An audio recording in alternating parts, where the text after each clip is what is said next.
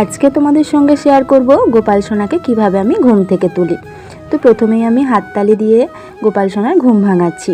তারপরে গোপাল সোনার মশারিটা তুলে দিলাম এবং দেওয়ার পরে গোপাল সোনা যেহেতু আমাদের বাড়ির সবচেয়ে ছোট সদস্য, তাই আমাদের বাড়ির সকলের ছোট সদস্যদের যেভাবে আমরা আদর করে ভালোবেসে ঘুম থেকে তুলি, তাই গোপু সোনার একটু গায়ে মাথায় হাত বুলিয়ে দিচ্ছি এবং গা হাতটা একটু টিপে দিচ্ছি।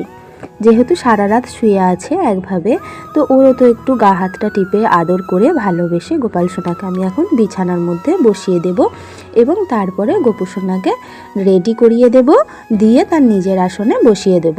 তো দেখো আমার গোপাল সোনার মুখটা তোমরা দর্শন করে নাও। তারপরে গোপাল সোনাকে আমি জামা পরিয়ে গোপাল সোনার আসনে বসিয়ে দিলাম। তো আসনে বসিয়ে দেওয়ার পরে সকালবেলা আমরা কি করি, বাচ্চাদের একটু চোখে মুখে জল দিয়ে ভালো করে মুখ হাত মুছিয়ে দিই, তাই আমি গোপাল সোনাকেও সেইভাবেই একটা রুমাল দিয়ে ভিজিয়ে, হালকা করে ভিজে রুমাল দিয়ে হাত চোখ মুখ ধুইয়ে দিচ্ছি।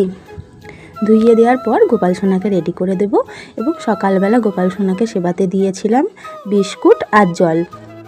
তো এটাই আমি প্রথমে একটু গোপু সোনাকে নিজের হাতে সেবা করিয়ে দেব। তো আমি প্রথমে একটু নিজে হাতে গোপাল সোনাকে বিস্কুট খাইয়ে দিচ্ছি এবং জল খাইয়ে দেব। খাইয়ে দেওয়ার পরে আমি সরে আসব, গোপাল সোনা যাতে নিজে নিজে সেবা করতে পারে। তো এইভাবেই আমি প্রত্যেক দিন গোপাল সোনাকে সকালবেলা ঘুম থেকে তুলি। ভিডিওটি ভালো লাগলে অবশ্যই রাধে রাধে বলুন।